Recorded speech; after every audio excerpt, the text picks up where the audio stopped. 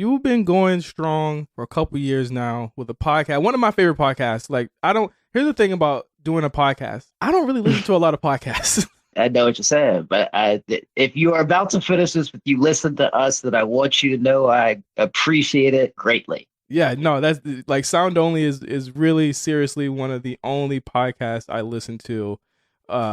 Just every week, every week it comes out, I'm sending Justin texts like, y'all niggas you need to stop.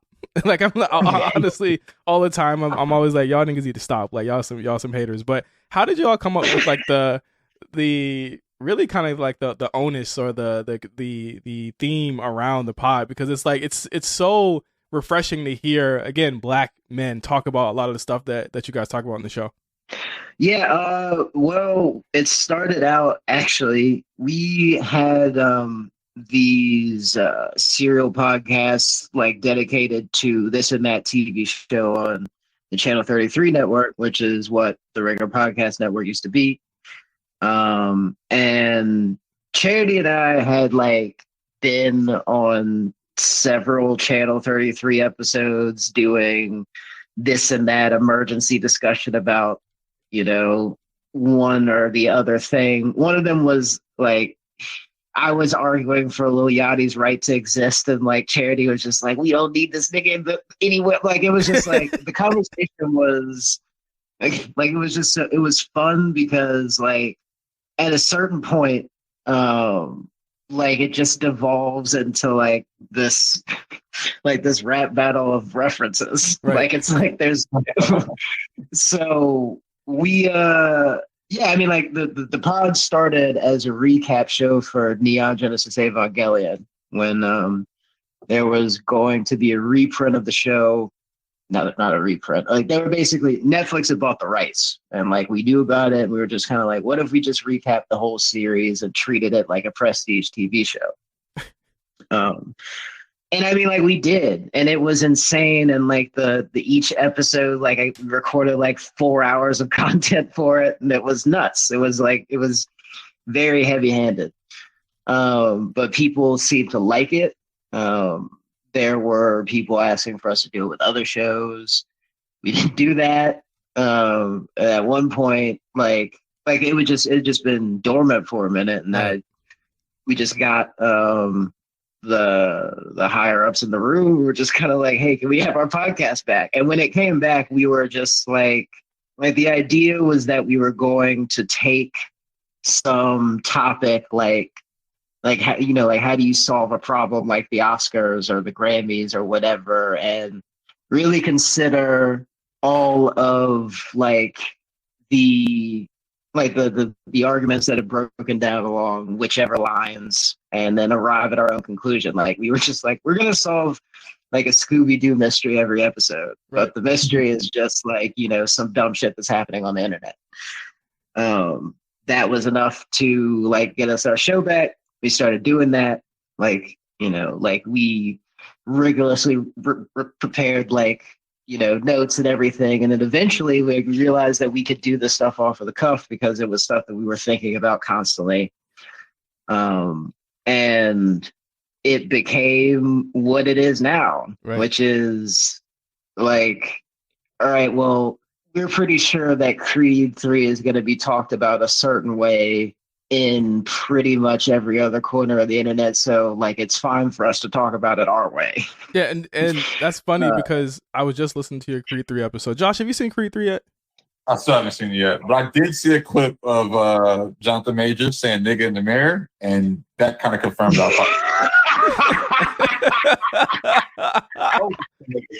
Oh man. I could, because the thing is, I want you to see it, Josh, because I want you to rate Jonathan Majors' LA accent. It's funny, the homie actually worked with him as his accent coach, the guy with the middle school. That's incredible. Please share. Because let me tell you, his accent was like, in some ways, very much like Nickelodeon TV show guest character on a sitcom on That Girl Lele or something, but also like very good. Like it was, I was like, yo, I actually believe it a little bit, but it's like better or worse than Lil Boosie's LA accent. Oh man! Wow! You put me on the spot. It's definitely better. It's better, But like to say it's better, what are we judging this? Like, what are the criteria? Like, I mean, all right, there are like certain buzzwords that Majors knows and how they're supposed to sound. And basically, if you get those words over, nobody's going to notice the rest of the sentence. Right. He's got a good hell yeah in the movie that I was like, oh yeah, that's West Coast right there. Yeah. Like there's that's what Jay would say in the movie. like, and the thing is that he's almost so LA that he makes Adonis in the movie like look like he's not from. Yeah, it's just like, where are you from? Yeah, it's very like, but I mean, that also like lends itself to like the overarching theme of the movie, which is like exactly how much of his life can Adonis Creed like lay claim to. And like the answer is actually all of it, but that the emotional answer is more complicated than that. Like, yeah, like it's a good, and again, like we were talking about like compliments and shit like that. Like it's a good. They're like Adonis and Jonathan Majors' character Josh. They're almost like that. Like they're almost like too afraid to tell each other that like they just end up hating on each other. That's just literally what the whole movie is about. Yeah. I mean, like. It is a good movie to spend $17 on. It's not like gonna change your life, like, but it's good. Like it's well executed and very traditional in the way that boxing movies tend to be, with like little subtle twists that will like make you, like that will bring you into it in a way that's not like you just watching the fifth reboot of a franchise that began in 1976. You know what I'm saying? Yeah. Like it has the montage. It has like the little montage sequences. I don't quite know how I feel about the Dreamville soundtrack. Doing the whole thing. What you say, Josh? I like J. Cole's version of The Watcher. That part, the way it kicks in the movie is actually kind of fire. I'm not gonna lie to you. Yeah. Because the Watcher is a constant, like the original version, the new version, that's a constant theme throughout the movie, which I thought was dope. And I think that Michael B. Jordan actually isn't a bad director. Like I was very impressed by his first movie, to be honest with you. Can I nitpick though? I know you are. I know you are. I know you are. Yeah, this is really like the top line of Sound Only. It's like hating as self-care or hating from a place of love. This is like because it's like you don't want to see an opportunity like this squandered in the future. Right. Jonathan Majors is like an incredible actor that's doing more things than you can pay attention to, like in any one scene. Yes. But like the diner scene where they're sitting across from each other, where like when like Jonathan Majors gets out of jail and he's just like, oh, what's up? You don't know nobody no more. Like, and they're having that conversation and Michael B. Jordan slides him the money. And then like there are certain things that you need to have like the tight end shot on their face, which is like an actor's favorite shit. Cause it's just like, there's so much going on in the face and the whole world is behind there when he's just kind of like, nah, I'm actually good, bro. Like, but it's just like you could have got so much more out of that scene if we saw the way that Jonathan Majors eats after being in a box for 17 years. Yeah, like, that absolutely would have told me more about how hungry he is than like, any of the things that like, because that is like the way it's directed is the way that Michael B. Jordan thinks about that situation, instead of the fact that Jonathan Majors would be fucking hungry for some food that didn't taste like shit. Right. No, and the thing is that in the movie, you're kind of watching him like, oh, he's gonna explode in any minute. Like he's gonna like do something crazy or do something like ridiculous in any minute. And I love that sense about him. Like when he walks into Creed's house, and again, I'm trying to sell Josh on seeing this movie so we could talk about it really bad. But like he walks in and it's just he just looks crazy. It's almost like we all know somebody that's like that when they walk into a room. Exactly. It's like his like he's got both hands behind his back, like in the like walking around, which like I mean, like that is the other jail pose because it makes your chest look bigger. Like there's like he does that like it's like it's such a good posture note because it's like him walking around like that in a house made entirely of glass is just kind of like creating the thing about like, oh, this thing is gonna hurt Adonis when he gets in the ring with.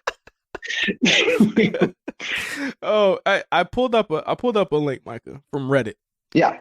And the you want to know what the title is? I went to the Bill Simmons Reddit, by the way. No, don't ever go there. Why would you do that? So I pulled up a post from 6 years ago, and the title is "Can't Stand Micah Peters." Oh, Jesus Christ! We're pulling me up with that. All right, good. What do you say, Josh? So I love the haters. I always tell people like one hater is like 10 fans. I'm gonna read this. So it says the Channel 33 music podcasters are brutal. You're gonna say "To Pimp a Butterfly" was too complex for Kendrick, but praise Migos. These music podcasts kill the fun of the album. They need to find a way to change the format. Micah Peters, get your Atlanta 28-3 ass out of here. Wow. Oh, brother. That was a stinker at the end. Oh, brother, this guy stinks. Nah, I mean, like, even, you know, if I had a week, I couldn't explain all the things that are wrong with that statement, but, like, it's really, like, one of the, like, if you're determined to miss the point, like, I can't help you. I don't really know, I really don't know what. And I can't even specifically point to like what I might have said on that podcast, but I can tell you what I still feel now, which is that I have not listened to a single song on To Pimp a Butterfly in 6 years.